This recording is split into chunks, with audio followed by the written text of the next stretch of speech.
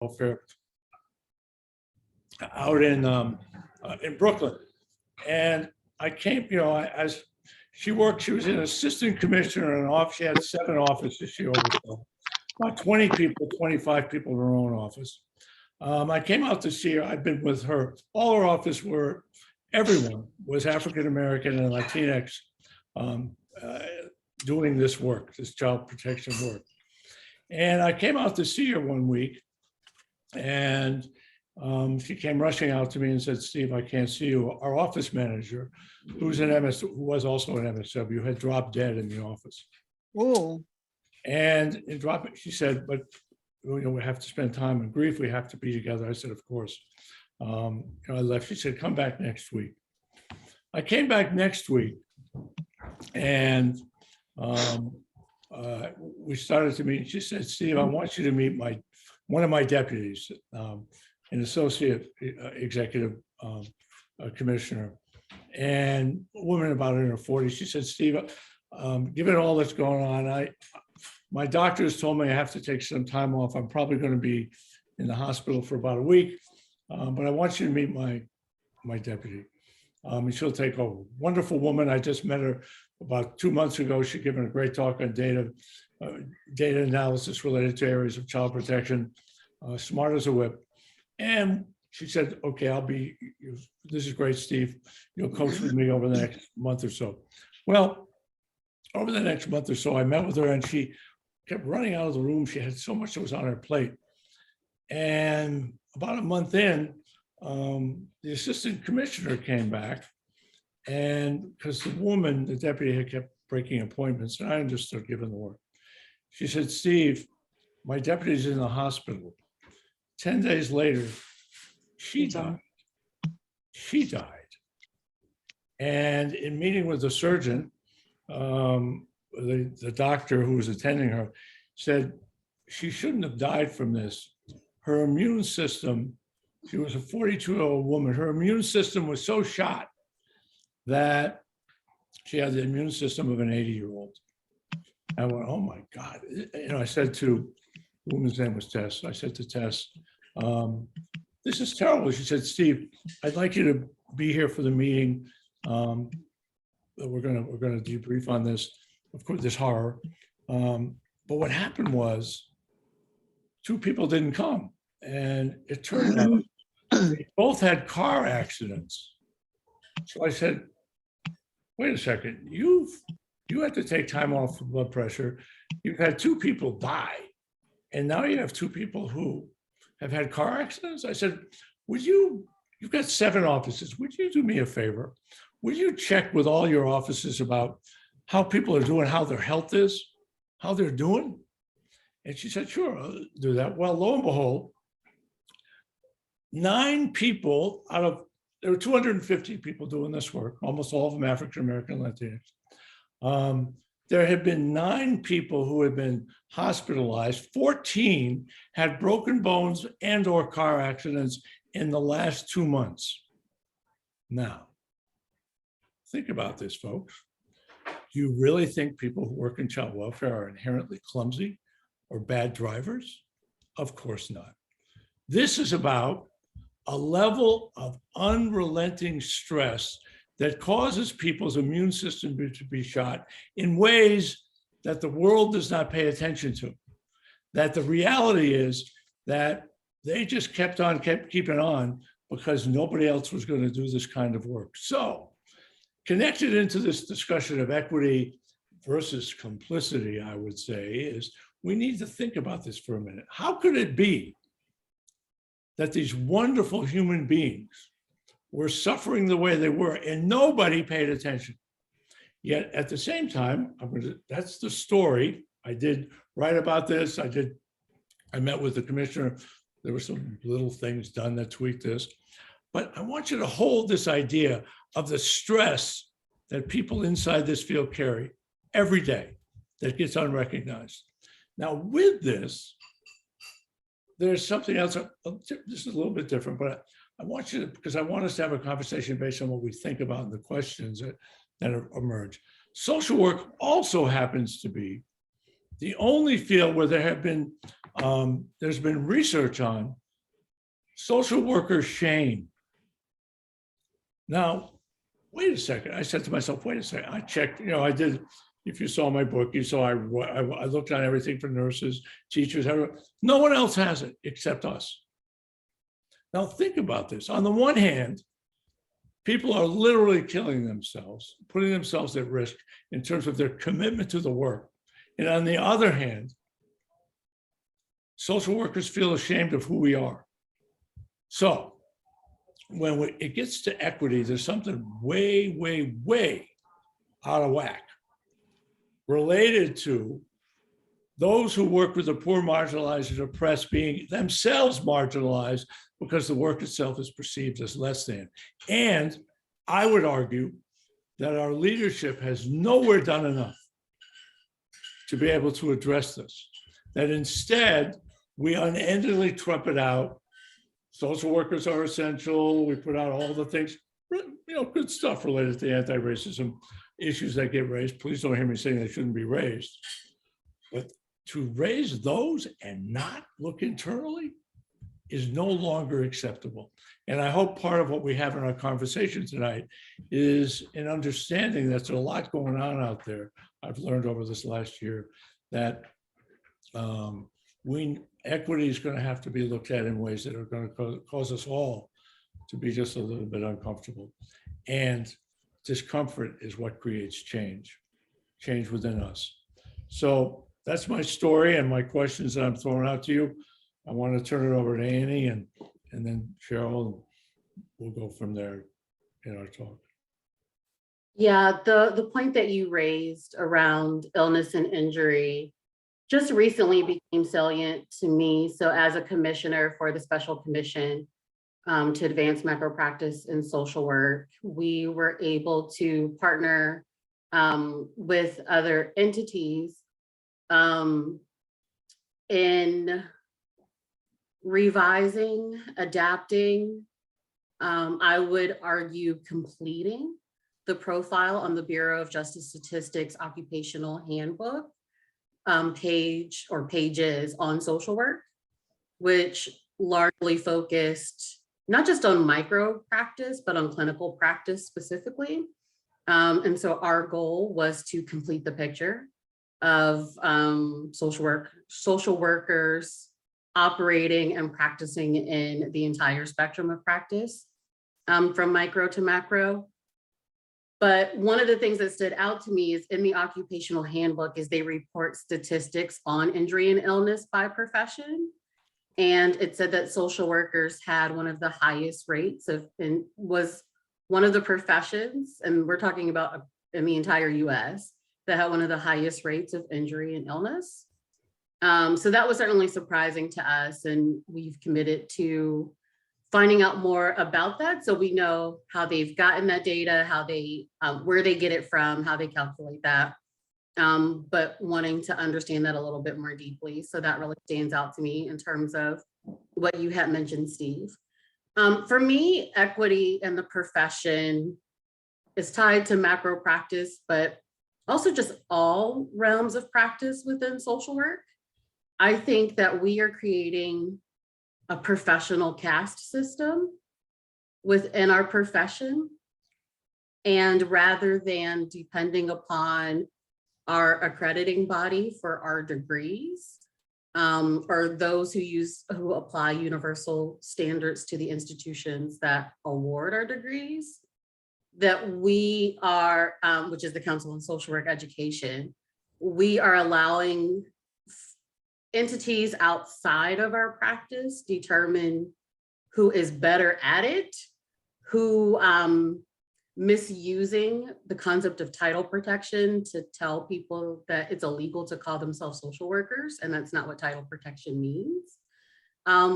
We're creating a caste system when we use the word social worker synonymously with micro practice or with clinical practice, and we don't have those who are practicing in other spaces also identifying as social workers. It depresses our average wages. It depresses how we're seen and how we're viewed, both internally and externally. If if we talk about people devalue what we do, which I completely agree, but we also need to consider that what people think we do is very narrowly defined, and that some of that is on social work. And again, in terms of how we substitute social worker for micro practice, how we make comparisons between clinical and macro, and those are not on an equal level. The spectrum is micro to macro, not clinical versus macro. Macro is not a sub practice of anything.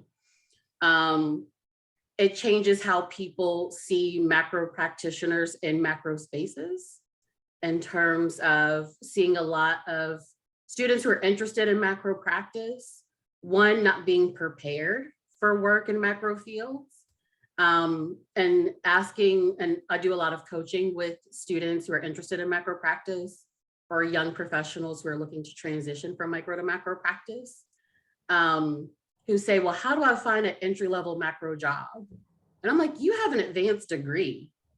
You should not be looking for an entry-level job, right? Like, your title should be assistant director, director, program manager, not entry-level professional. But they're not being prepared in systems that value what macro work does in those spaces. And I think the people who are reviewing those job descriptions, those applications, are also not seeing it, because I have literally been in rooms where someone said, why is someone from child welfare applying to our director of student affairs? Because I work at a university. And I said, this is, one, it wasn't a child welfare worker. It was someone who had a social work degree, yes, but they were not a child welfare worker, but they were just confused why someone who worked in kids and took kids wanted to run a college department. And so having to do that education with them. Now, the thing is that I typically only have enough power to get you to an interview. I can't get you the job. So we have to do more in social work education and preparing students for macro practice and being able to build their best case, knowledgeability, skills, and experiences. But part of that support and having that confidence that our macro peers with degrees in business and law, public administration, public affairs, that they walk into with the room, is having that support of other social workers behind us, is not being treated like an outcast in your program because you're interested in macro work. And it's like, well, we don't have any classes for you, or you have to do a micro placement anyway, because that's all we got.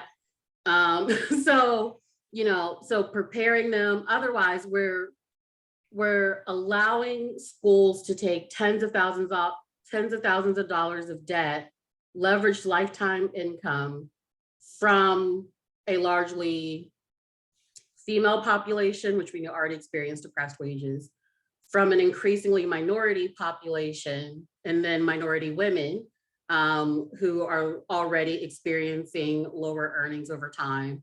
We're leveraging them to the tens of thousands of dollars in debt to produce a worker who only feels prepared to take a $15 an hour, $15 an hour job, or $18,000 a year in some states where people are campaigning around this.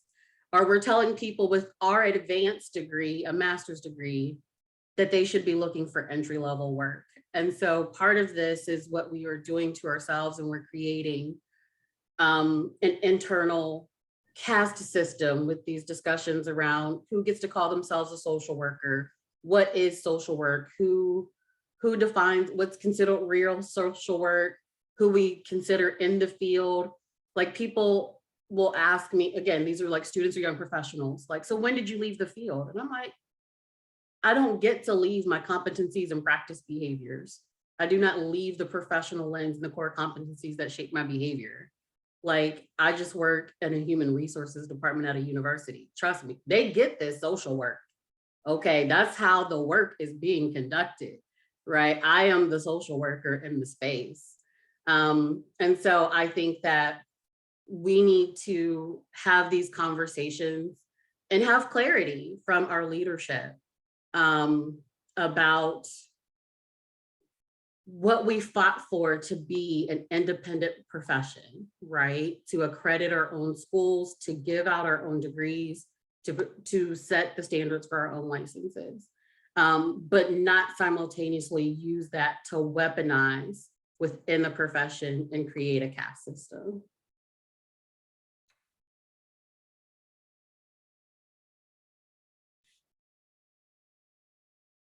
All right, that's a hard act to follow. One of the things I want to pick up on that Annie sort of said is this sort of double and triple jeopardy that a lot of our practitioners have.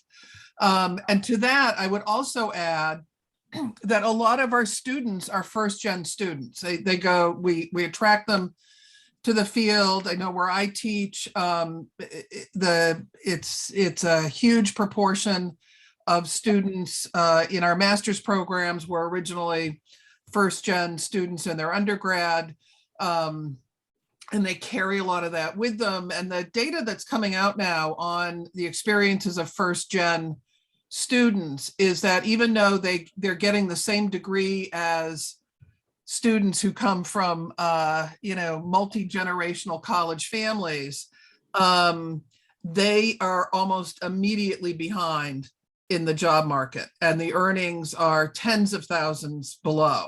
And the only difference is the first gen status. So that also, so you get that intersecting as well. The other thing that Annie sort of said is, we also asked them to take on considerable debt. And I want to start with a story around how debt is also shaping a lot of what we're seeing. About, I don't know, maybe 5-6 years ago, I was in my final year of MSW program director. And one of the things I was doing at the end of the semester was students who had gotten jobs needed to have diploma verification sheets signed because the actual diploma, because Temple doesn't do anything efficiently really, was going to take too long to get out. So they needed that. They needed education verification because they had just accepted jobs. So I was asking them, so this is great. What jobs do you have? Are you getting? And they said, well, I just got hired. I guess it's not really a consultant, but I just got hired sort of fee for service in the XYZ agency. I was like, okay. And about 10 students in, every one of them was taking jobs. And they were all contingency jobs, all fee for service. And so as I started looping through this a little bit, I asked the students why, and every one of them said, my loans are coming due and I'm already $40,000, $50,000 in debt. So the debt is really driving a lot of our graduates to get any job they can. And the field, especially this fee for service field, is just sitting there waiting. And so at some point, if we veer this way, what I've been doing is interviewing practitioners who are doing direct service work, all with graduate degrees, and all working on contingency. And I've also interviewed 10 administrators who supervise. Part of their supervision load is around contingency work.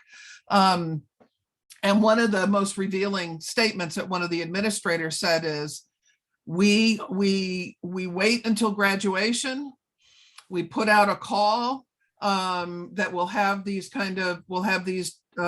contingency jobs open. We know that they're desperate. And they'll take these jobs. We then get to try them out with no investment on our part. If they work out, maybe we'll hire them permanently. Maybe we'll just keep them on contingency. And if they don't work out, we don't renew their contract.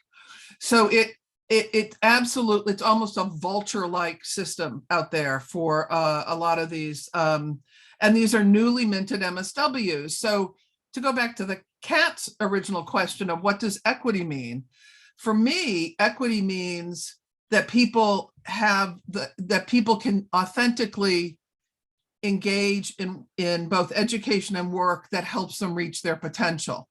And what we are doing is saying, You spent all this money on an MSW degree. You've got the skills, to go into doing a variety of things. The combination of the labor market, your economic circumstances, and what the field is willing to accommodate has resulted in you accepting jobs that in no way match what your potential is. And they talk about this in the interviews around how they really thought going into social work after this MSW degree was going to be, it's very different than what they were experiencing. It's almost as if we're cannibalizing the profession this way. So that's what equity means to me. Well, I'm picking up on both of you saying. It's one of the things we have to confront. I like the word, Annie, you used about weaponizing. One of the weaponizing a lot of what the field is about. But the question is weaponizing to what ends? And obviously these issues of the gig economy being brought into social work, of people in New Mexico being paid $18,000 a year graduating with their MSW, of these issues of student debt that are growing exponentially without change. All of these are going to take time to be able to change. The question is, what do you do in order to shorten that amount of time? And we're not going to turn this around without being connected to other social movements that over time recognize this need on a major, major way. That said, though, there are many things, the weaponizing that, Annie, I heard you speak about, and the gig economy that you spoke about, Cheryl, these are things that we can begin to discuss and speak to in a new way. And the way is that I would argue one of the most pernicious things that we have within the field is, on the one hand, we call for social justice in multiple arenas, and all the academics do research on every population that's been disenfranchised and oppressed, on how to overcome that, what they're like, where they are, what their issues are. What we don't do, what we then do, though, all of which, by the way, all of those are collective answers. They will not be dealt with except collectively. And yet within our field, the weaponizing that goes on is this idea, you mentioned competencies. I have a whole thing about competencies. I'm for them moderately, except that competencies are all individuated. They're all about what an individual does. Now, those first gen people, and anybody who comes from a marginalized and oppressed community knows that part of the way in which they've been able to survive is not simply through individuated measures of how they do. It's how they've done together that's allowed them to survive. We don't build in the idea of collective self-interest as being anything other than selfishness. The weaponization of guilt about how dare you ask to make, get this, folks, a living wage in, pick a city, a living wage, which is not the same as getting by. A living wage in New York is $110,000 a year. A living wage in Detroit is $89,000 a year. A living wage in Tulsa, Oklahoma is $73,000 a year. Now, different parts of the country, different amounts of money, cost of living, except could you imagine a frontline MSW walking out and saying, I deserve to make $73,000 a year anywhere? They would be lectured about how dare they. Now, I would argue that one of the things we need to work on is breaking the individuation as the answer to a social worker's need, that we connect ourselves to the same collective interests that we see for our clients and community members, we see for ourselves.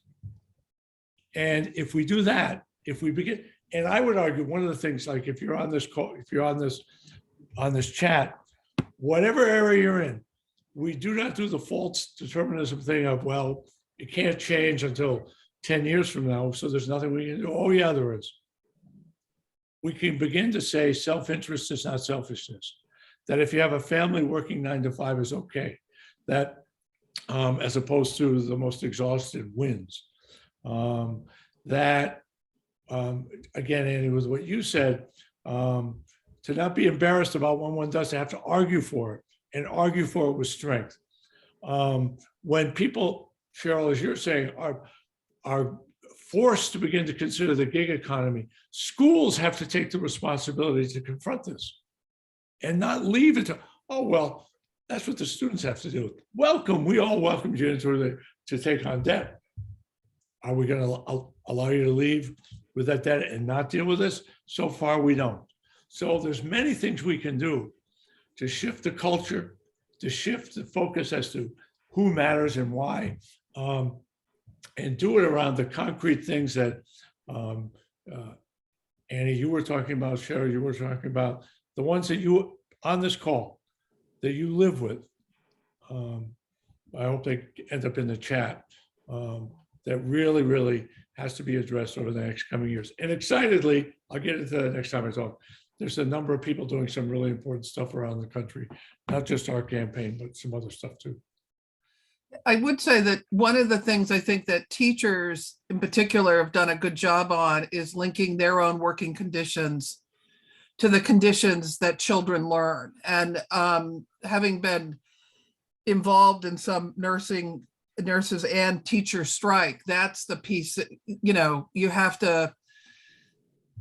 you have to really frame things so that folks understand, and you don't allow the narrative of you're anti-patient, you're anti-child by virtue of going out and collectively organizing for your rights for decent working conditions and pay. And so especially the latest round of teacher actions that happened under COVID, that happened in the middle of the first version of the pandemic, whenever that was, like, feels like 80,000 years ago, was very much your child's learning environment is my teaching environment. And really, I thought, sold that pretty effectively.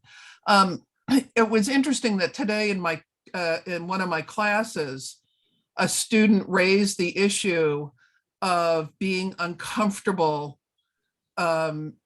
making a decent salary. And that didn't that mean that she wasn't there for her clients? And so, we sort of talked it through about why she, and they got a lot of head nods from other students. And so the conversation then veered into, why do you all feel that you don't have a right to live outside of a subsistence level or in poverty? I said, why is that okay?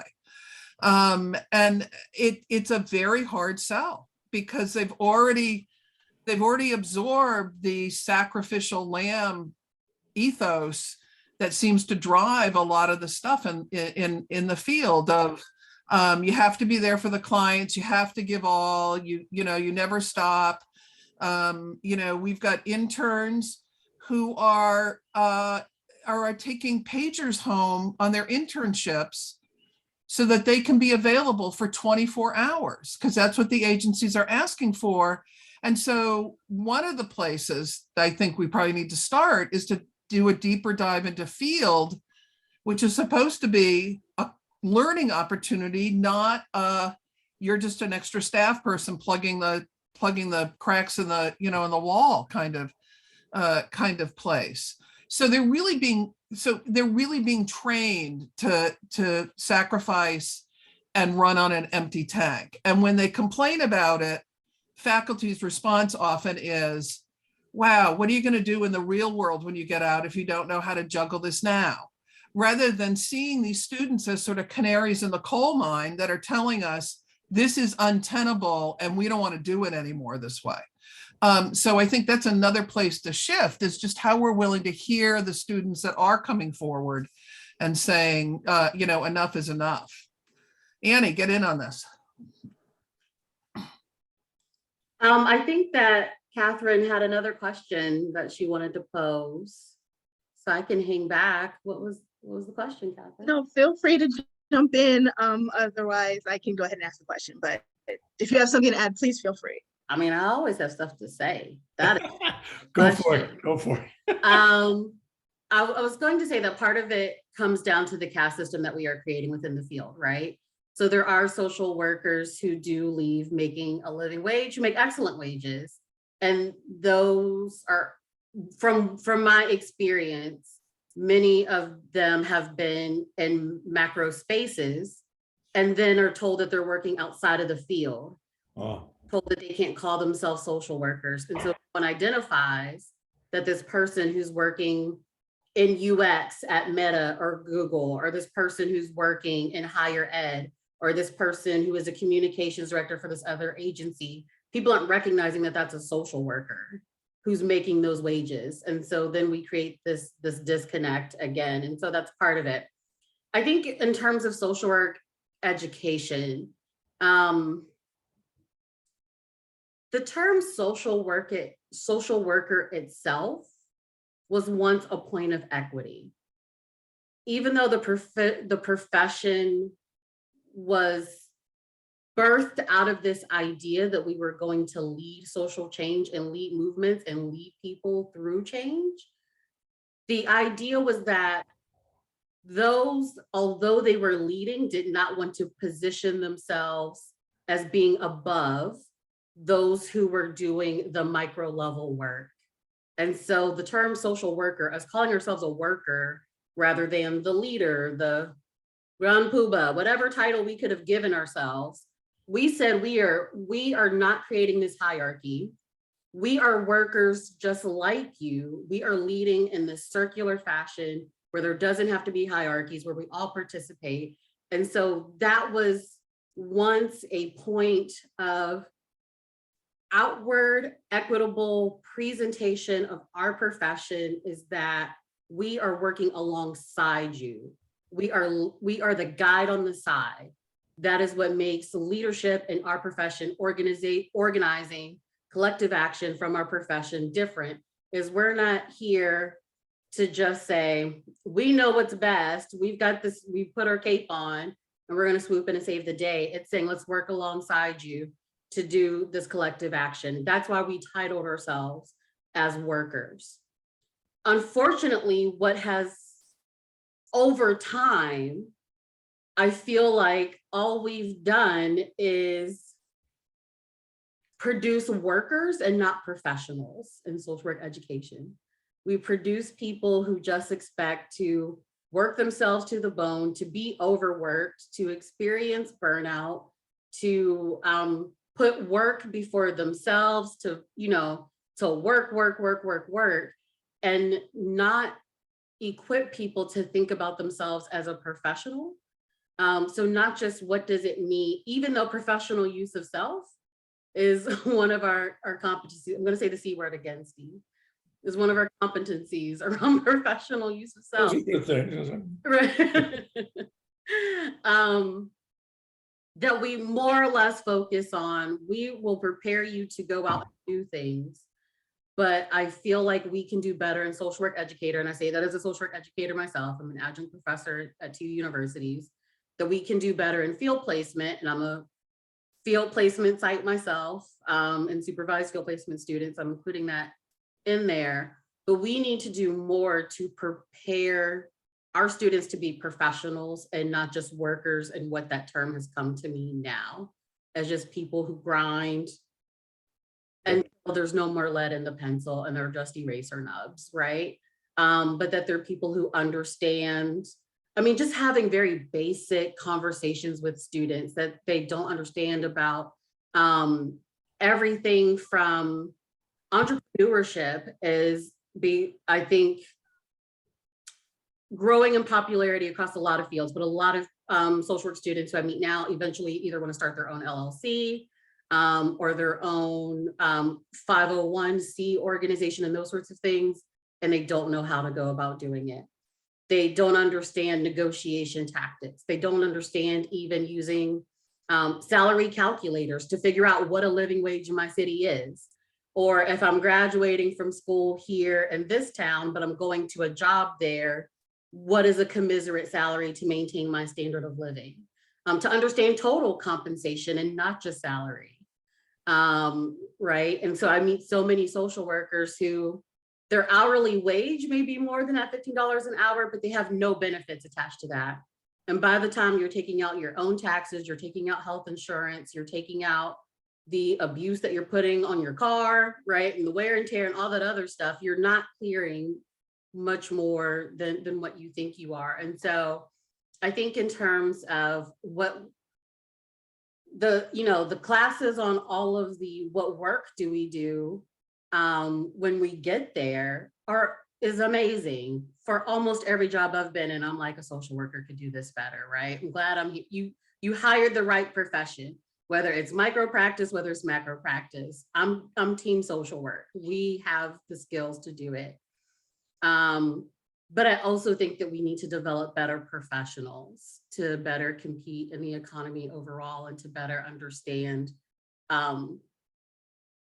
work culture and not just grind culture. Yeah, I think that's the thing about work culture, and to educate people on the reality of the larger economic system. It doesn't mean everybody has to get into economics, but you have to understand what you just said, which is that you exist within organizations where there's certain dynamics at play, and that those dynamics related to how they price things, who's perceived as value, who gets hired, who gets promoted, those have racial, gender, and class dynamics that reinforce your idea of caste, unless people begin to push against it. And the pushing against it, the breaking through this is going to be, I would argue, if you're on this call, this talk, we all need to work out a way to break this idea of feeling guilty, which eventually leads to shame, of what it is that one does. Because what I'm hearing from you, Annie, is, hey, there's great stuff that one can do as long as you stand proudly in what it is you're doing as opposed to something else. But that pride gets whittled away if you begin to speak to self-interest as something really positive and important. I think that whole idea of breaking through shame is going to be important. And it means, for example, I have a whole thing about the code of ethics, because we should have the nurses' code of ethics. They're happy that they added self-care into the code of ethics. I wouldn't be proud of that. I mean, everybody should do self-care, except it isn't an answer to burnout. If you work those women I worked with, self-care was not going to help them. They all did self-care. They did, bath treatments, and they went to spas, and they did all sorts of stuff. And the working conditions killed them. So are we willing to say, we need to be able to, within academia, as a supervisor, as a manager, we need to be able to say to young people that you're on the right track. I want to compliment, that it's good to have self-interest. I think there's some really important work going on out there in the country. One of them is the pay for placement group that's started in Michigan. It's very interesting. It actually started sort of independently, like a number started at Silverman, started at Michigan, Eastern Michigan. Now it's down in Georgia. What that's about is we don't want to be exploited anymore. And not how dare you, now what they're being told is, how dare you?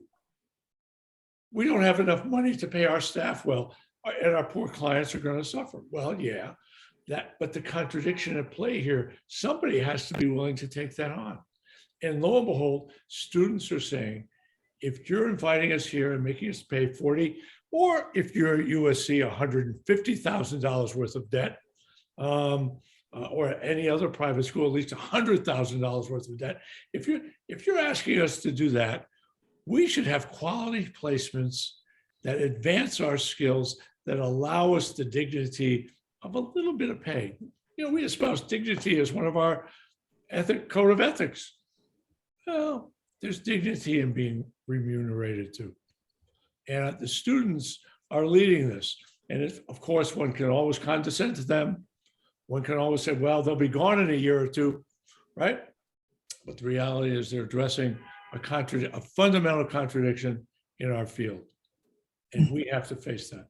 There is some stuff in the chat on the pay for placement that's going on. And Kat, do you want to field some questions? I think I've seen a couple hands go up. Sure. First, I just wanted to encourage everyone to check the chat. As Cheryl just said, there's some great points in there. Some people have also dropped some great resources in there. Somebody just said that it's ridiculous that rest has become revolutionary, and somebody referenced the nap ministry. So yes, please keep the conversation going. I also want to encourage everybody to enter questions in the chat, and then raise your hands just in case I do miss them. I'll stop and entertain some questions throughout the evening, but we'll also have question and answer at the end. And at this particular moment, before I ask a question about equity in social work education, it looks like Damika has her hand raised. Do you have a question? Yeah, it's Demisha. I don't have a Demisha. question. I just wanted to echo what Annie was saying with respect to the schools. You know, when I went to social work school, you know, my professor, one of the first things he says, he wanted to disabuse me of the notion that social workers didn't make money, that you could make money in social work. And I've been fortunate in that the jobs that I've had, that I've made money. I'm a macro practitioner. My title was never social work title, but I was fortunate in being able to get good jobs, and much of what I did was social work. Thank you for sharing that. And that's a great reminder. I think Iris, I don't know if her hand, I know these hands kind of go up and down. Iris did have her hand raised. Iris, do you still have a question? Please feel free to ask if you do. Oh, thanks. Yeah, you know, I think that we were on topic. What I wanted to just contribute to is, you know, the need for, as a profession, to start to say that it's not okay to have free internships. I know that the place where I am working at, that is a thing. Like, when I start to vet an agency, one of the first things that goes out the door, if they are wanting to take an intern, is, but if there's a stipend, then never mind, which means they're already asking for that free labor, right? And we all know our students dedicate, you know, 500 hours, you know, almost 600 hours if they're getting their PPSC. That's a lot of labor.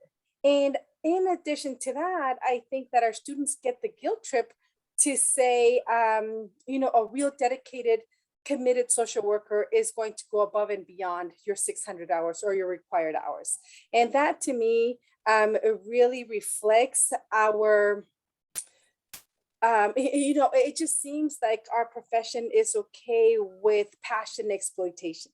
And if we are, others are, right? Because we're exploiting the passion that students come in with.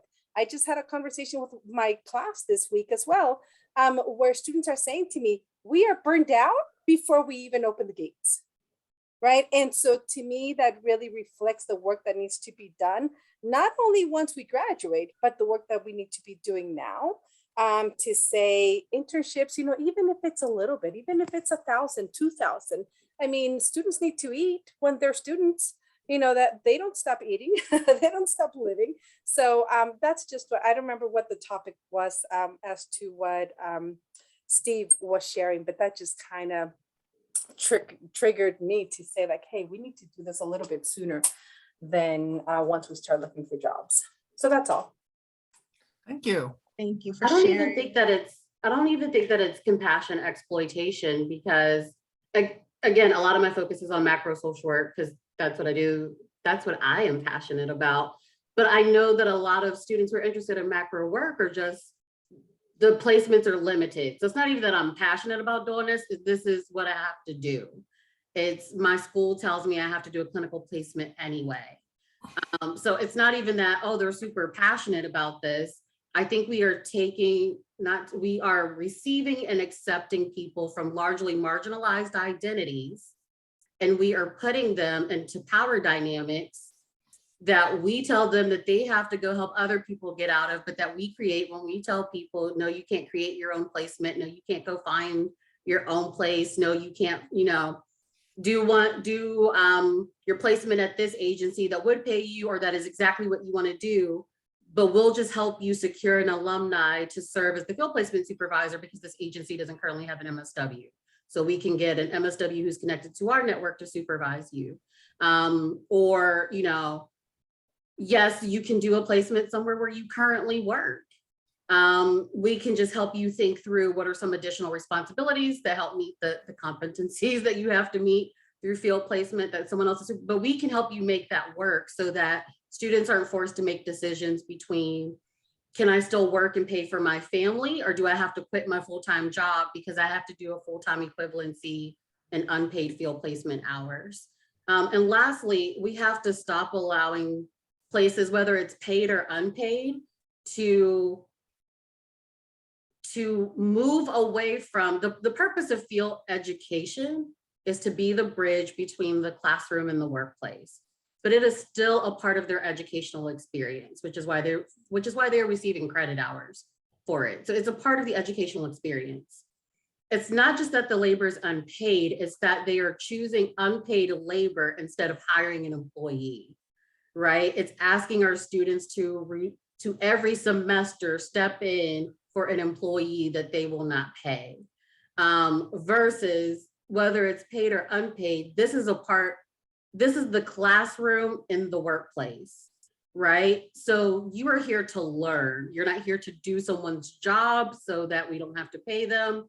You're not here to be an extra member of our staff.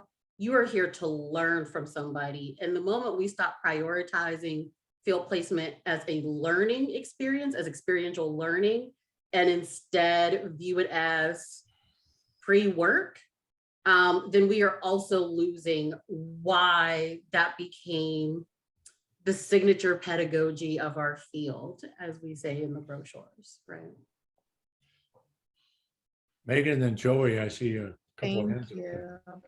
I'm really glad to hear this conversation about social work internships and pay. It's something I've been thinking about for a while, and I didn't realize that there was a mobilization occurring in other states. And I'd be curious what's happening, because I find that a lot of the conversation is about, in a sense, putting pressure on social service agencies to come up with stipends. But in my mind, they're sort of the secondary target, and the primary target are state legislatures. Because nursing, medicine, they're getting state money to fund these internships to educate the workforce that's going to have to serve the group population. So, I mean, we should be working with our field agencies as a force to mobilize to get state legislatures to do what they're doing already for other professions. And so I hope that's part of the conversations that are happening. And we also, I think, have to work across universities, in particular within states, to mobilize. So we should all see, I think, each other as a mobilizing network and force. Otherwise, we're just going to cannibalize ourselves even more. Thank you, Megan. Joey. Hi. Yeah, so I just wanted to share, and I think this is a thread or a common theme that's been going around, but just the idea that we have been complicit in this system that's happening. I can't even tell you, I wrote it in the chat, but how my ED looked at me when I advocated or that we pay our social work intern. I received the most craziest look. I remember the other supervisors saying, well, I didn't get paid, so why would they get paid? So it was very interesting because, we kind of conceptualize social work as a progressive field, but that was a very, conservative way to view paying the interns, right? That just, it's sort of the, well, I didn't get it, so why would this group receive that advancement? And obviously that was very problematic. Yeah, I see somebody wrote in the chat, but yeah, I just wanted to share that because I'll never forget the look that I received for just even was like how dare you even suggest that? But luckily I was able, as of today, able to convince them to hire my intern for the summer. So wasn't payment for the work they're currently doing, but it was something. And that's never happened at my agency. So progress. I think one of the things you raise is, well, I wasn't trained, or I didn't do it my way, that way. So, we're not going to allow any change. And what I think a lot of faculty and sort of leaders, if you will, in the profession haven't really absorbed is how different an environment, an economic environment, especially, folks are in now. I mean, when I got my MSW, and I was an out-of-state student, so I was, first of all, it costs nowhere near what the cost per credit is now. I could easily maintain a part-time job, and that covered groceries, rent, everything else, because that hadn't skyrocketed out of control. And the biggest loan I had to take out was, I think, $10,000. And that wasn't until I got into my doctoral program. So the whole landscape has changed for students going through it now, but the thinking about how to deliver hasn't. It's still back in the 70s and 80s. And I think that's part of it, is not really hearing that, most of my students have full-time jobs. Most of my students are parents, which was not a thing back. Apparently none of us in the 1980s had kids. I don't know what that was about, but there was that where you didn't need like 3 jobs just to put groceries on the table or a roof over your head. So all of that stuff changes the metrics substantially. I think that's the other message we've got to get to those of us who've been around a long time, get to our peers is, it's just fundamentally different. And we shouldn't use the model. We shouldn't have in our head the model that may have worked for us 40 years ago. That's absurd. The other thing I'd say is, as I'm watching the chat, is Hasna. Am I saying your name correctly, Hasna? It's Hasna. Hasna, okay, thank you. Is sort of doing a whole lot of organizing. We got social media and stuff like that. I would like to offer ACOSA as a sponsor for any webinar you guys would like to do. And as chair, I just get to do this. I just get to make up stuff. So Good to be the boss. Right, we will. I know. It's the power, Cheryl. Right, can't get my 14-year-old to do anything, but I can. So if you want a platform, we can figure out a way of organizing that. So like we can host a webinar through ACOSA. Sure. Yeah, why not? This is amazing. Thank you so much. Am I able to find your email on the ACOSA website to like reach out to you? That would make too much sense. I'll put my email in the chat and everybody can have it, and we'll all go on with our life. Yeah. Also, can I take a few moments to speak about payment for placement? Please do. Of course. That means equity counts on every level. Yes. Thank you so much. First of all, this talk was amazing. I loved hearing. We're all frustrated. Even students are frustrated. In the last week, one of our students who works 40 hours on top of field and school had a mental health crisis, and he now has to take a month of medical leave. His health is very seriously affected. This is a student, and he had to work to pay his own rent and things like that. Payment for placements, the student is a part of it. He's so near and dear to my heart. I had to share his story. Payment for placements started in fall of 2021 at the University of Michigan. It was a conversation between a few students, and it now has 10 active chapters across 8 states, including Oakland University, Wayne State University, Hunter College, University of Georgia, San Diego State, and I forget all of the names. There are some P4P people here. We have a national group chat. We give advice. We have templates for surveys and petitions. We currently have a petition with over 70% student body support asking admin for a joint task force with P4P and admin. We are negotiating with admin to see whether or not they can pay us through their endowment. Some universities in our chapters are working through state and county levels in their areas to find sources of funding. And we have a lot of social media, but if you know any students at any school, anywhere, if you're a faculty, if you're an advisor, feel free to either pop your email in the chat and I'll reach out to you with resources, or let them know that P4P exists. We currently are in the talks with 10 additional schools who are interested. So we may have 10 new chapters in the upcoming weeks. We actually, if anyone is in the state of Michigan and nearby Ann Arbor, we have a walkout and rally Monday, 10:30 a.m. And it's on the campus. So feel free to email us for more information or drop your email and I will get back to you about more information. That's all I got. Hasna, can I That's ask you all. a question? May I That ask a wasn't bad. question? Yeah. Can I ask a question?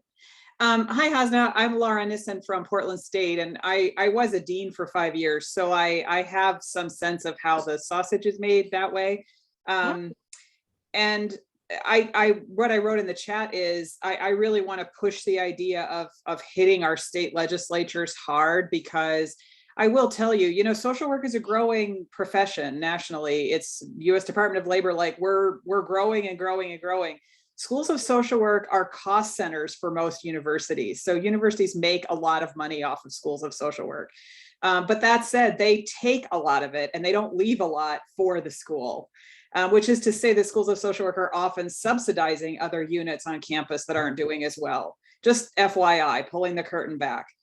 Wow. What we need is, I think we need state legislatures to advance towards this. And I was curious in any of your efforts, if you had any model legislation, because I think first of all, it's amazing what a kick-ass job you're doing, and thank you for doing it. I do think we have to push this to state legislatures. They have to be engaged, and it would be really amazing. Yeah, let's write some model legislation if it doesn't exist, but that seems like a really important step and a place to push hard, because there are reforms like that going on in other professions, but not in social work. Actually, I'm hearing rumors that people from the NASW Florida, either people that were formerly associated or are associated, are looking to draft legislation as we speak that may include some serious changes. 3 NASW chapters are creating committees to actually talk about this topic that we're fighting for. And I'm waiting to hear some updates. We have connected with the NASW Michigan. We are hoping to eventually take it to that level, but we don't know. We're trying to get the best avenue for our student body at this time. We haven't ruled out state approaches, and some other schools are using state approaches. I would love to, if you drop your email in the chat, please, I would love to, I will send out an email. I would love to connect with you and learn more from you. You have some amazing insight. Thank you. What you're speaking to is really exciting. It speaks to how, again, revolutions are always made by younger people, not older. And there's reasons for that. So at the same time, those of us who are older, as long as we listen and learn from you all, it's possible for us to play a role too. And I think one of the things going on here that, you know, over this last year, since the book was published, there's been a lot that I've learned that's going on everywhere. And one of the things I want to reinforce is, give me an example. So for example, I put this in the chat. There's a lot of work going on with the payment for placement is one theme, one dimension of the activism. Another is there's been a major uptick in labor organizing, that there's union organizing going on in California, going on in Michigan, going on in New York. I'm meeting with some people from DC 37, major union, around the struggles they have in being able to organize social workers, because they find struggles about people feeling guilty about their self-interest. So there's that's going on that's really important. I learned at our last social worker equity meeting, a woman from West Virginia was speaking about this legislation there that's involved with improving the salaries of social workers. What happened? The next, and so there's a lot of discrete work going on that, as an old-time organizer, one of the things that the powers that be will do is they're going to try to divide us all off into different sectors and say we're all too minor to make a difference. And so, well, that's what students do. Or what they've said about the social worker equity campaign that came out of the book was, well, that's just a bunch of academics who have pie in the sky. And then the labor organizers, oh, well, that's just angry public sector workers who aren't really professional. I mean, all of these arguments I've heard in the last couple of months. So it's going to become important for us to figure out ways to be able to do what we do, because there's only so many hours in the day. And at the same time, I believe equity, unity, action is a really important phrase for all of us to adopt and keep. And the reason for that is, as you do one thing, and they say they're their boys and girls, or they're their old academics, we need to say no. We need to say no. This is about many of us in many arenas doing work, all of them committed. We're united on this call for equity inside the field. I want to just say one, and then I'll stop. One thing that also got talked about in schools of social work, a woman, Alexandra, I don't remember your last name, mentioned how fieldwork departments are starved. And, you talk about a caste system. Somebody once mentioned everybody remembers their supervisor. They may not remember their teachers. They all remember their field instructors. Well, there's some equity issues related to the fieldwork office as well, field departments, number one. And number two, there needs to be, as a number of you said, quality field placements has got to be not just an expectation, it has to happen. Because it then speaks to all the things, the gig economy, the replacement of students as for workers, blah, blah, blah, that we all have to confront. Wherever area you work in, school, student, faculty advisor, frontline worker, academic, there is no one on this call who doesn't have some area where we can each be involved. I put in the chat, if you scroll up, one final thing, and then I really will stop. Megan Jarpy, who's on our steering committee of the Social Work Equity Campaign, with others, has created a Survey Monkey on the working conditions and salaries of social workers. And if you go up and find it, please look at it, find it, and send it to both fill it out and send it to others. Why? She didn't do this. We're not doing this for an academic paper. We're doing it to legitimate that every concern people are talking about here is not just of the few, but is of the many. And when that happens, folks, all of this data will be given to all of you to be able to argue that equity is an internal demand that we have to make within this field, and not give wiggle room to those who will otherwise poo-poo each of us in a distinct way. Thank you so much. This is a great conversation. There's a lot more happening in the chat. So I just encourage you all to continue to check the chat, and please continue to share. And let's see, I think there is one question, one person who's, oh, I'm sorry, Annie? Yeah, I wanted to add something real quick. So as we talk about legislation, again, this is where the caste system that we're creating in social work comes back to bite us, is that there are social workers who are legislators. There are social workers who work for existing labor unions, not just creating them for social work. I was an organizer for SEIU for 6 months. Before I got fired, I was terrible at it. I love them. I still highly recommend them as employees. Just terrible. They had every right to be like, no, boo-boo. And I was like, you're right. And I went and found my other macro calling. But there are social workers who are doing policy. There are social workers who write legislation. But the problem is that as long as we continue this false narrative that you can't call yourself a social worker unless you have this particular license, which by the way varies, but like that's not what title protection means. One, two, that's definitely not the spirit of it.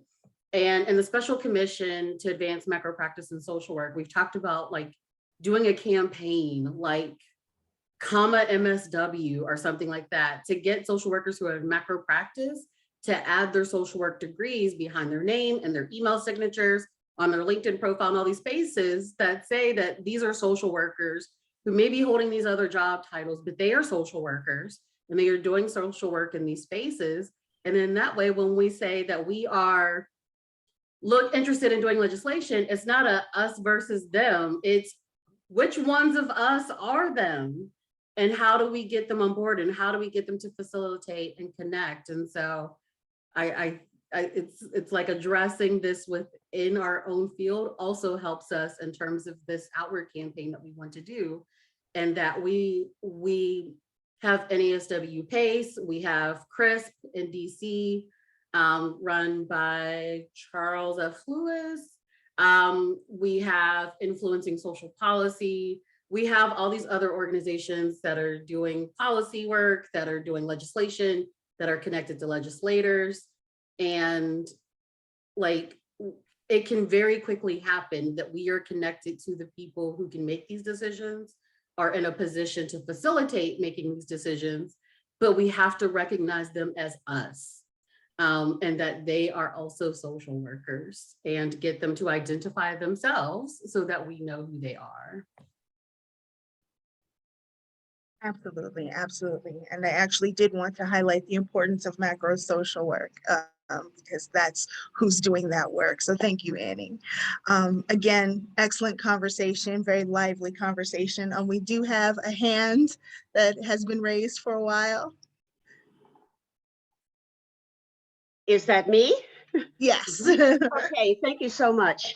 My name is Carol, and I was very, very interested in, at the beginning, when there was talk about the students, and even though they are not undergraduate students, they are master's degree students, and they're settling, if you will, for lesser salaries, et cetera, et cetera.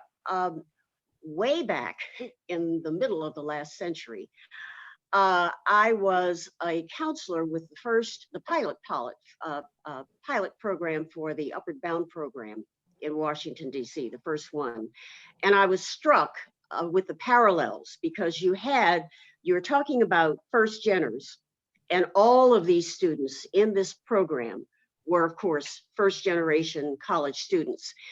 And with not only the culture clash, because there had been no one in their family to talk to them about college. And so this was truly life on Mars. And I was thinking about how better they could have been prepped for that. And so that brought me to the parallel with the graduate students and prepping them, as you said, for asking what is needed for them. And when you talk about gig economy, it struck me that poor people have always worked a gig economy. That gig economy, quote, that just happened to come into the social media.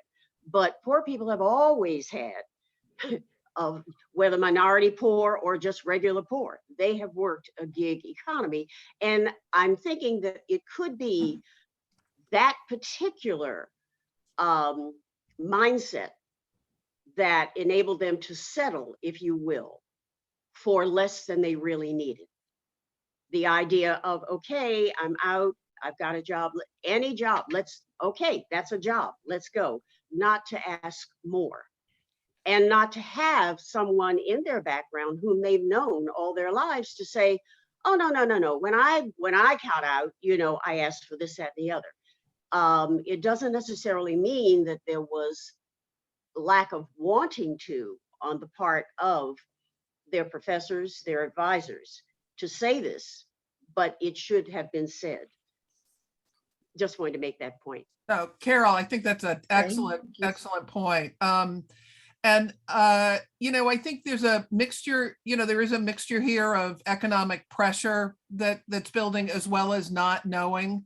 I feel that we, especially in master's programs, do a real disservice in, I think we sort of over focus on competency and not on how to understand and analyze the environment and the working conditions. Because the other thing is, I think a lot of our students graduate and go out and they have there's no reality check. I mean, they don't sort of really either know or understand, how to negotiate. Although now we're going to have Annie on a constant loop teaching people how to negotiate, but all that kind of stuff that isn't in our program.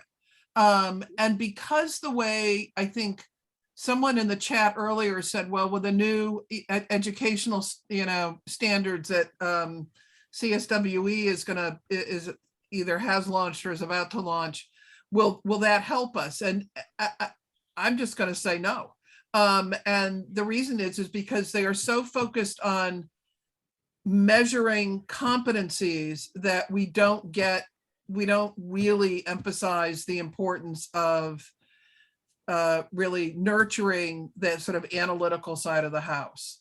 And if you don't have that, and you don't have a sense also of who you are and what you're worth, and what a lot of these students have been hearing all their life is just the opposite, then you're going to go out and say, okay, here's a job and it matches with motivational interviewing, so I'm just going to take it. And just for the record, I have no argument with motivational interviewing. I just don't think that's the be all and end all for what we should be teaching our students. So I think a lot of it really, we have to, and I honestly don't know how to do it, because I feel like sometimes dealing with CSWE is like spitting in the wind, and you are, you're on the wrong side of the breeze. It's very hard to do, but I do think we've got to really start pushing back on this metric of competency that is sort of overtaken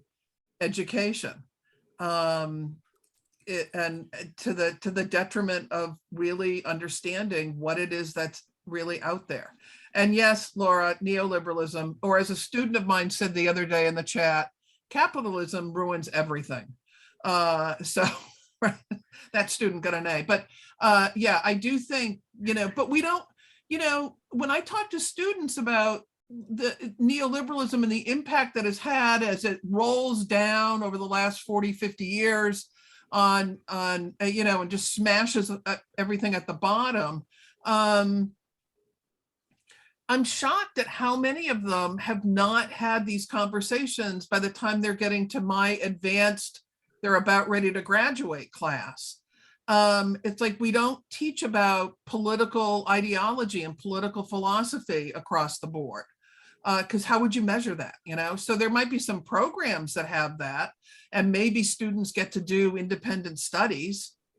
Maybe there's an elective, but why isn't that front and center in foundation policy about how really screwed up things have come over the last 50 years because of this approach to our economy, to our culture, to our social lives? I mean, it has poisoned everything. And apropos of what Carol was saying, if you're poor or a person of color or already sort of on the margins, you've been experiencing that for generations. So the gig economy is getting is getting attention because white middle class folks with a professional degree are finally getting screwed. I have to take a call. I'm very sorry. Sure. Can May I I build make a on that? comment? Thank you. I wanted to make that. I totally agree. And I think the comment truly, her observations truly underscored the fact that there are so many people who maybe, I don't know, because I'm retired now, but I worked with young people for more than half a century. So, but it seems that there are many, many young people who are not given because it just isn't talked about at home, or the people at home and their families are not really that well versed in what to do, what to ask for, how to do a career. I think one of the things that the reason I wrote the book was people asked me and Mike Fabricant to look at this, and Poobahs who asked us to look at a comparison of what social work was like in the 60s as opposed to today. And we went back and looked and saw that social workers made a little bit more than nurses and teachers at that time. And now, of course, we all know it's nowhere near. They, of course, rejected the article when we gave an analysis as to why. which led to the book. But the point I want to get to about that is it can seem overwhelming if all we do is focus on how bad everything is, because it is. I mean, the nature of capitalism has commodified things, has commodified things, individuated things, made us all work around the clock, made us more separate from our families, on and on. The answer to what to do lies with the example of the students, which is all of us can take on one area that deals with the contradiction between what is espoused and what is experienced. What is espoused within our field is absolute about dignity, self-justice, social justice, and so on. And yet the experience is the exact opposite for too many students, new assistant professors who have a far harder road to hoe than I did when I was an assistant professor. Frontline workers, all the adjunct faculty who are on here tonight, all of you, if we take on one area and we take that on related to, it is not acceptable anymore. What happens is if we feel the overwhelmingness of how bad it's been, and it is, we can't do anything about it. But there are things we can do. The Social Worker Equity Campaign is about raising consciousness on this conversation about how dare we espouse one thing and not allow it to live in another.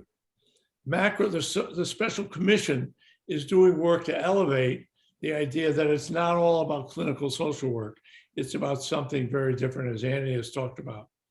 It's about what the students have talked about. How dare you promise us, a wonderful way forward to be able to live our vision and then trap us in something that's unfair that leads us into debt. All of these things, and then the actual working conditions that people are working on, each one is part of a mosaic of either further marginalization or a mosaic of possibility. We need to create the mosaic of possibility by having a similar analysis and then carving out an arena. Like for me, one of the things I'm hoping to do with the Social Worker Equity Campaign is I want the code of ethics to look like what nurses have. And from that have a foundation to allow this to end the argument that self-interest is selfishness and cause for guilt. Now, that's not everything. Some of you, I think of a few of I know, are terrific at legislation. We need that taken on. The model of Florida can be taken to every state. We need to be able to find possibilities for us to be able to move ahead because they're out there. This is what's happened. What I've been amazed about this year is first the inequity and now the possibility. And I hope we can also talk about that we talk about what's going on, but in ways that are really exciting as well, so that we build these coalitions and collaborations going forward over there. This is going to be 5 years, folks. This isn't going to be next month. And yet the only way to get to 5 years is to start today and then tomorrow. I know that Cheryl wanted to be able to denouement from the conversation. But while she's on that call, I'll start my point around. Okay. Looks like Cheryl. I just want to say I'm very sorry I've got to go. This is an unexpected emergency that I have to deal with. This was fabulous. Let's figure out how to continue the conversation. If folks are up for another meeting, let's organize it. And I look forward to hearing from the students. Let's set that up. Cheryl, if you close out, you won't close us all out, will you? No, I'm still. No, and I'll just leave it. I'll just leave it on. So you may see my cats sort of moving back and forth because they're obviously fascinated with what we're all saying. Good luck, Cheryl. Thanks. I'll catch up with you later, Steve. Okay. Thank you so much, Cheryl. And yes, let's just continue the conversation. Annie, you were about to give some remarks.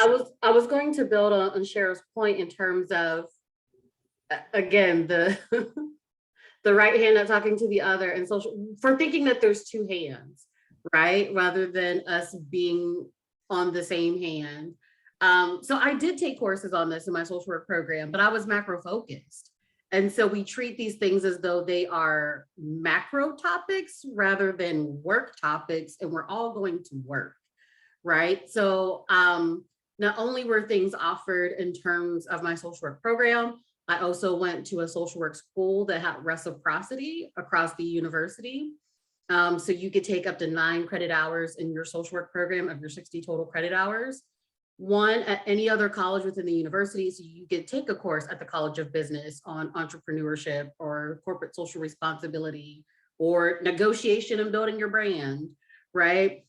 We could also take credit hours at any of the 2 other schools of social work that were in the city, of which we were definitely the richest. And so I think in terms of social work equity and equity in education, that's another place to start. Is not every social work school is underfunded, not every social work school is underpaid, and that there are social work schools that have resources and sometimes next door to or in the same cities of programs that are underfunded. And so thinking about ways that as an immediate step on the pathway to the longer vision that Steve cast is for us to reimagine how we can collectively work together with what we have now in terms of social work, in terms of building MOUs across social work schools in the same place, or even with online schools in terms of one, sharing resources, in terms of sharing staff. I went to a school that had a department of 4 people who just recruited field placements and did like job fairs and community connections, right? And so it's like, we can also share that, and we did, but I'm saying as a model for other schools, like we can also share that with the school down the street who has someone who's both the field director and a professor, right? Who doesn't have those types of resources. Getting MOUs so that we can have reciprocity across schools, so that students at the school next door, maybe that smaller, underfunded, and HBCU and HSI that may be underfunded, can take courses at the School of Social Work across the street that has money and is offering like negotiating your tactics and, you know, professional use of self in these more like business and professional ways, right? Making sure that more courses are cross-listed with business schools at our universities that have social work programs, communications departments, law departments, these other departments that do this well. So being able to cross-list so that they're also getting social work credit for taking those credits. A lot of field placements are built through alumni networks. And so, you know, when we think about social work school rankings, part of that is tied to alumni giving. So it's not only a ranking of the education you're going to get, it's also a ranking of kind of the money that they're bringing in, right? And so it's through their alumni connections who are working in places where they maybe can have a paid field placement. And so those opportunities are being open to the students who also attend that school, but can schools share across, again, just building equity. So if I'm in this top tier school in this city that also has another school of social work that's, you know, struggling, does not have as much, can we cross share our field placement list and where we're getting placements so that those students are also able to tap into our alumni network and these places and jobs where they are maybe able to you know, pay their students, where they are getting that mentorship from people in the field who have negotiated, who do all these other things, right? Where they're able to tap into those professional networks.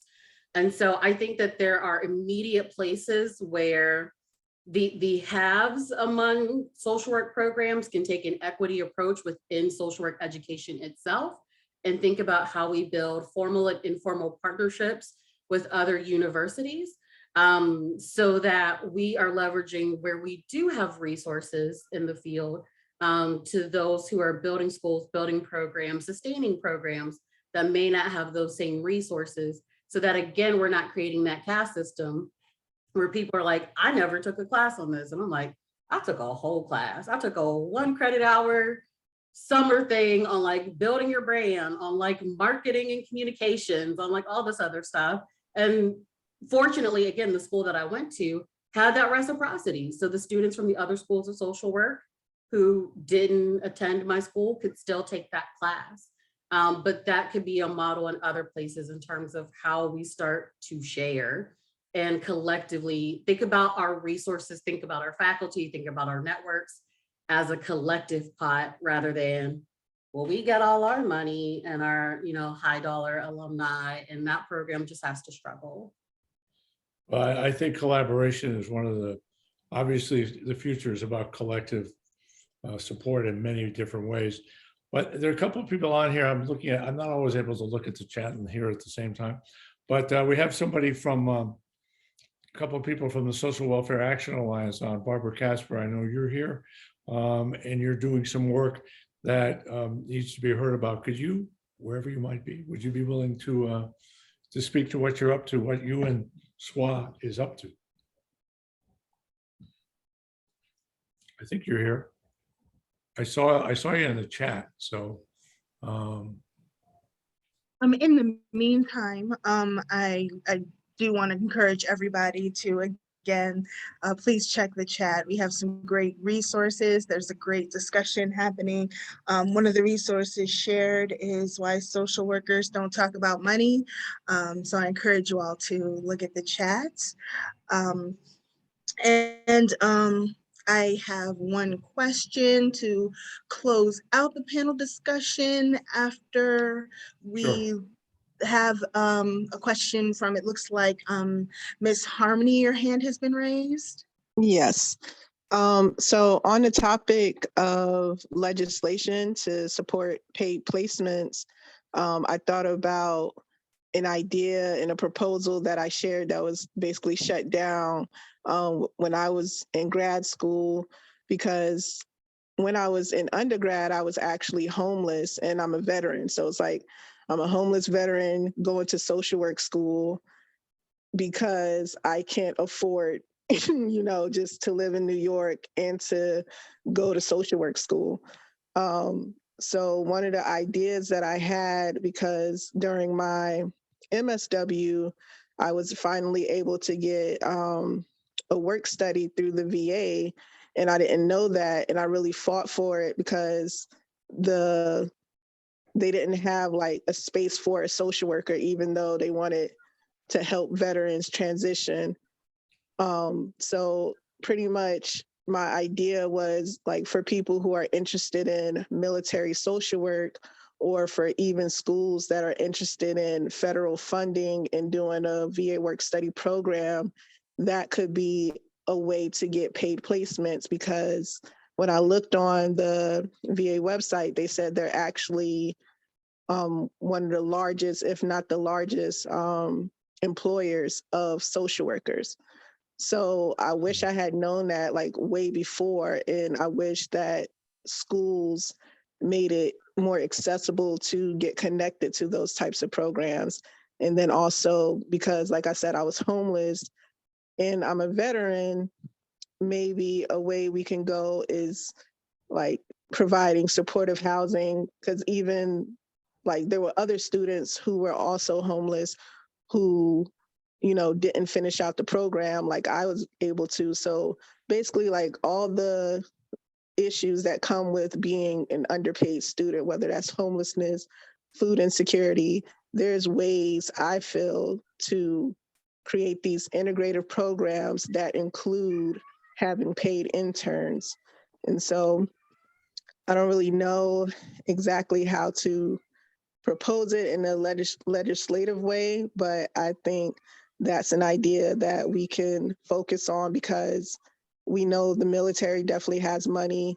And when it comes to social services, it seems like people are always willing to fund military veteran programs. So that could just be a way to get what we want. I think that's a great idea. And you did not deserve that.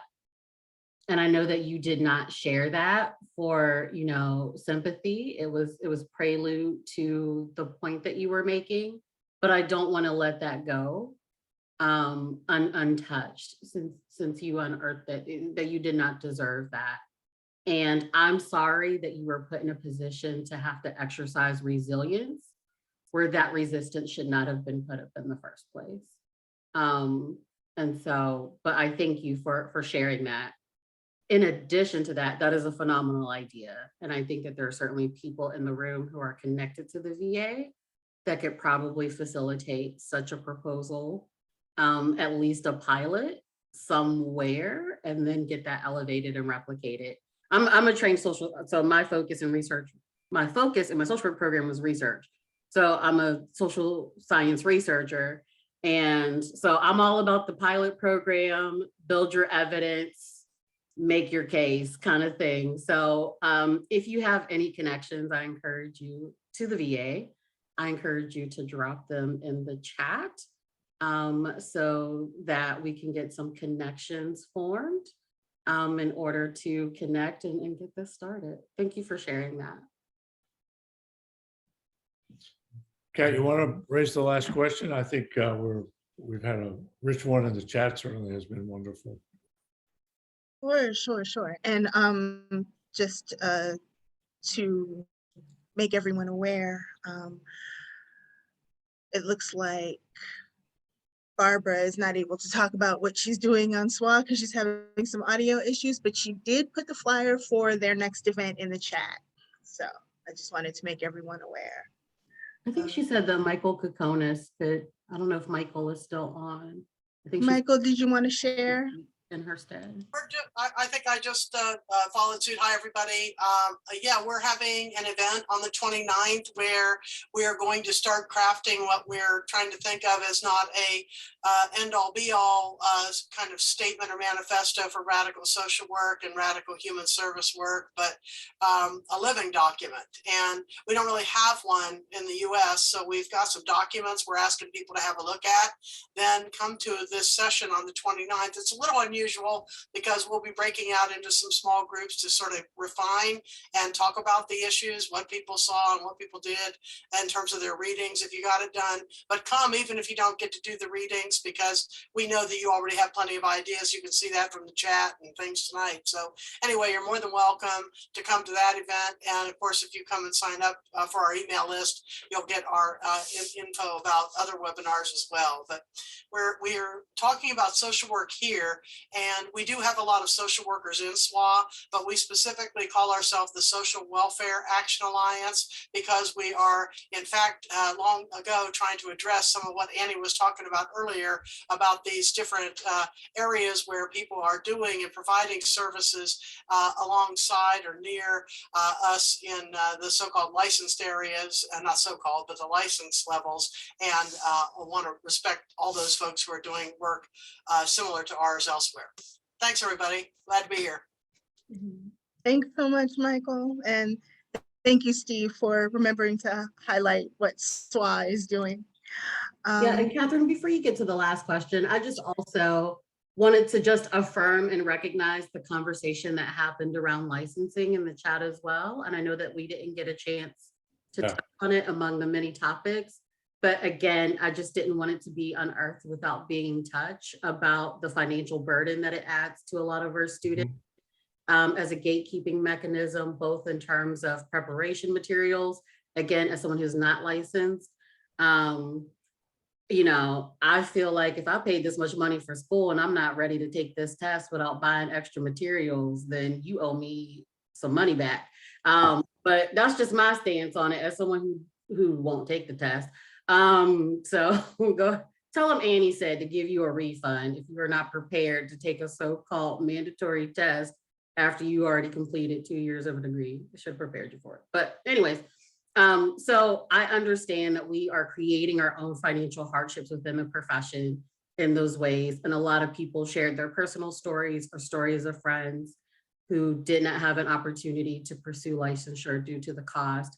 And I just didn't want those stories to be shared without us at least recognizing and acknowledging that. So it kind of went by in the chat as the conversation itself moved, but you were seen and heard, and I'm sure that there will be other opportunities for us to discuss that in future talks. There are, I'm glad you mentioned that. There's been a lot of work on the licensure. Sonny McGuire and Natasha Pasternak have been working for years to get the board of, I forget the exact number of the letters, but the board that does the licensing to open up about who passes, who fails, what the demographics are, and so on. And they've made a little headway on this, but they have a national group with over 900 people who have things to say about this. So it's definitely the part of the campaign that we can, in terms of equity, as well as the caste system, that we'll continue to look at, that I think will be of real value for all of us. Kat, you wanted to ask the last question? Yes, thank you so much for bringing that conversation about licensure that was happening in the chat. Thank you so much for highlighting that because I happened to miss it. So thank you so much, Annie. And thank you, Steve, for adding to that conversation as well.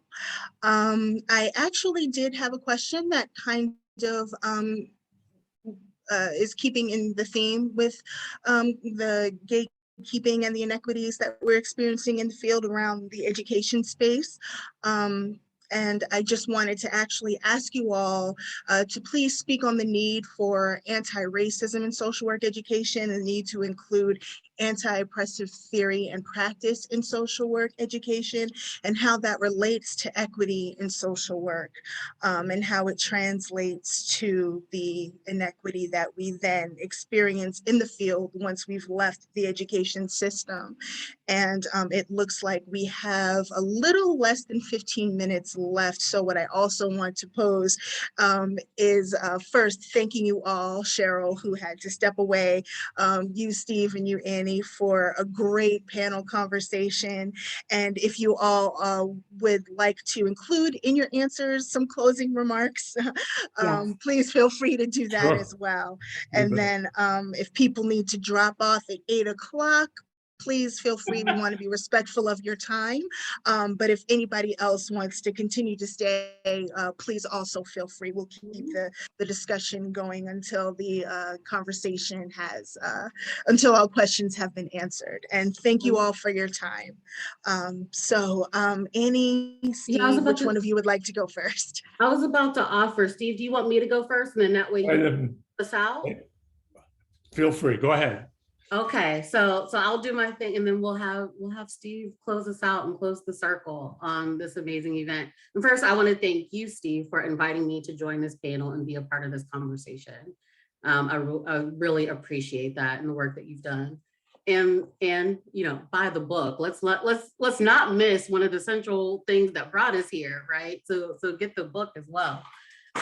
In terms of anti-oppressive work and anti-racism work and social work, I want to end with two very quick anecdotes. One is I worked in the criminal justice system for 15 years. And so it has frequently been posed to me, and very recently, because I teach a HEBC class, human behavior in the social environment. This is a space where I can say HEBC and people are like, I know what that is. Y'all are my people, and I love that.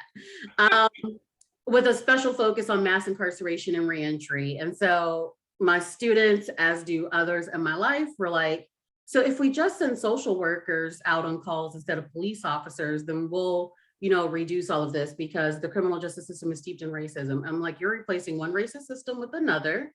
So there's a lot of things that our field has done well, but we also need to recognize that we are a field that grew in the context of these United States and was not absent of the constructs that helped to form the rest of our nation. We were not untouched by that.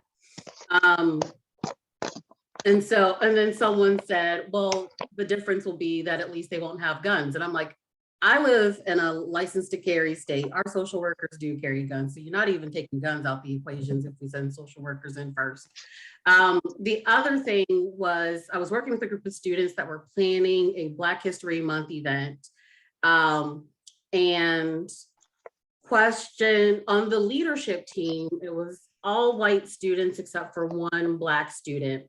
And it was posed by one of the white students, should we put that white people are allowed to come on this event? Because it had 3 Black women being like a panel like this, it was 3 Black women, and it was talking about, the event itself was not entitled Black anything, it was just Women in Leadership was the name of the event.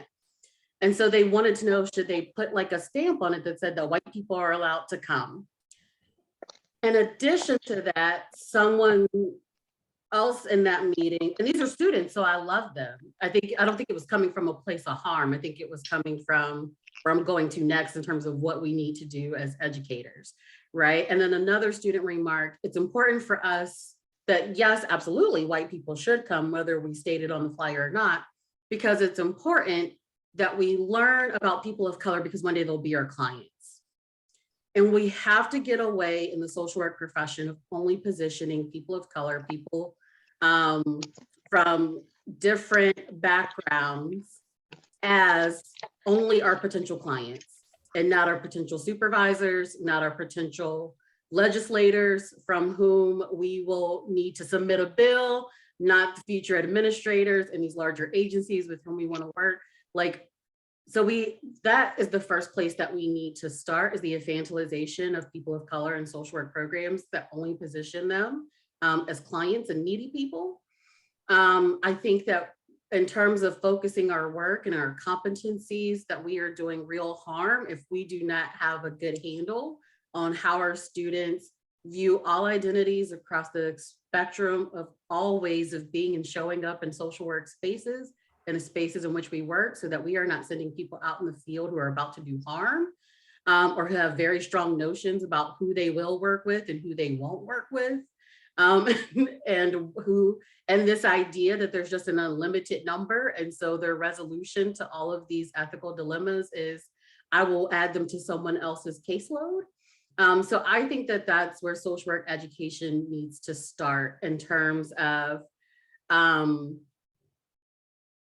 how we are introducing, not just as a class on power, race, oppression, and privilege, but throughout the entire core of social work classes, and even in special topics, that needs to be a central theme.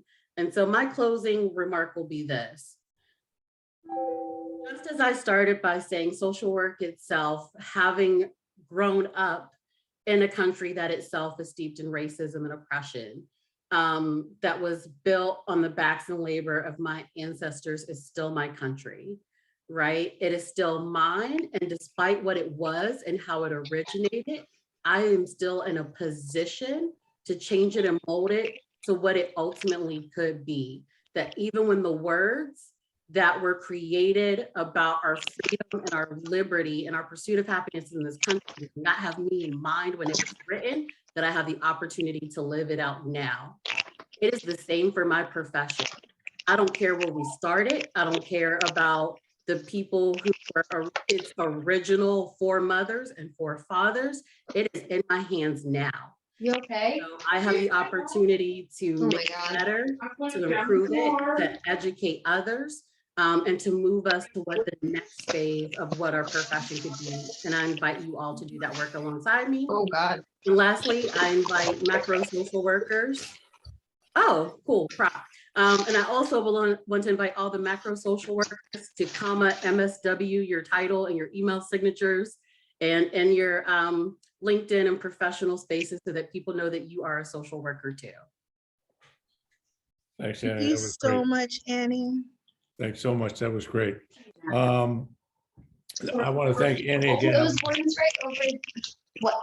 I want to be able to I want to thank you, Cheryl, Kat, for we did all this work together and created this conversation. I'm a real believer that equity, as I said at the very beginning, needs to be in little things, and all the little things consecrated in a big belief.